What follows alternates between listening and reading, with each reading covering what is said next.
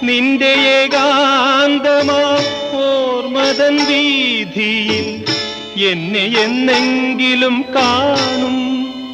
ഒരിക്കൽ നീ എന്റെ കാൽപ്പാടുകൾ കാണും.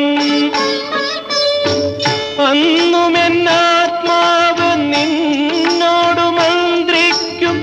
നിന്നെ ഞാൻ സ്നേഹിച്ചിരുന്നു. രാത്രി പകലിനോടെന്ന പോലെ യാത്ര ചോദിപ്പൂ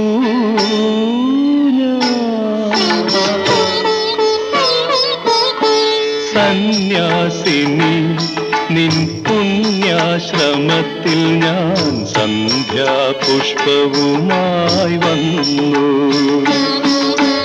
ആരും തുറക്കാത്ത പൂമുഖവാതിൽ